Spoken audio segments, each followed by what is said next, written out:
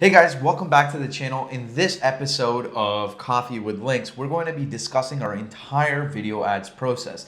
Now, this is the first of 4 videos in this series, and in this video, we're going to be discussing everything that happens before we script and record the video. So we're going to be talking about all of the research that happens before we actually make the video ads. Now, I said this is a 4-part series, so make sure you are subscribed to the channel so you don't miss out on any of the other videos, especially the ones in this series. And with that, let's jump into the video. So Sash, what is the first thing when we're coming up with a video ad? So the first step is research.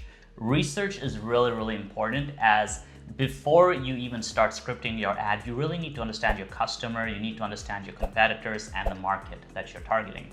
So the first step of this, and we do this with our agency clients as well, is what we do is we have an onboarding form where we have very in-depth, long-form questions where we ask them, hey, what's your customer avatar? Describe it in detail.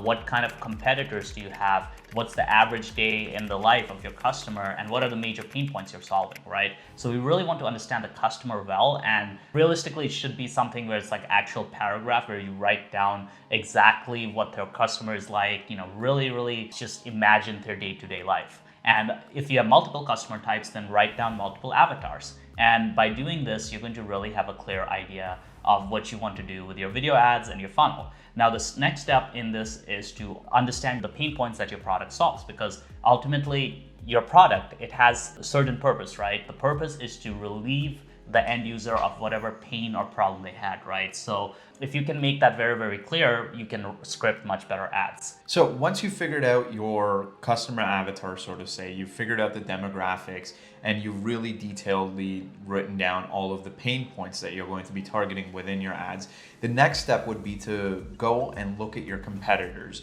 This can be on both YouTube ads as well as YouTube organically. So what you want to do is really look at if there's existing YouTube ads already out there. And even if there isn't a direct competitor, you want to be looking for similar ads that are doing well in the same niche. So what do I mean by this? Example, if you are a fitness instructor and you teach people, specifically young mothers, how to lose weight after a pregnancy, well, it might not have a lot of competition out there, but what you can do is look at other fitness related ads, right? And you'll get a good understanding of what sort of ads are the ones that are working and what aren't. And within the same length of this discussion, you also want to be looking at the styles of ads that are working within your niche. Are testimonial ads doing a little bit better? Are review ads doing a bit better? Are animation and whiteboard ads doing better, right?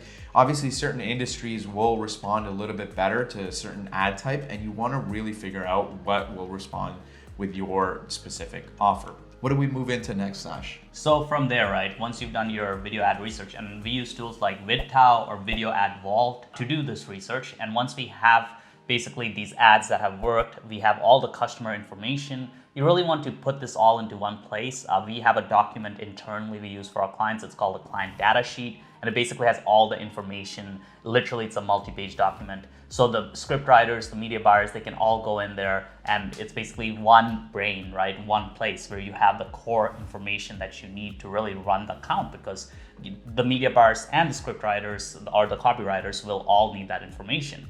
So you want to really make sure you organize that data, including competition research and all the customer avatar information you have. And from there, what you're going to do is now you're actually going to go into the ideation phase, right? And the ideation phase is really figuring out creative ideas for ads. So there are 2 sides of it, right? The first side is you should normally figure out what's working and really try to kind of follow a similar formula, right? Don't reinvent the wheel. So if you're in an industry, you see certain types of ads are doing well, they can act as inspiration. Now, don't copy them word for word, just use them as kind of basically material to help you come up with ideas.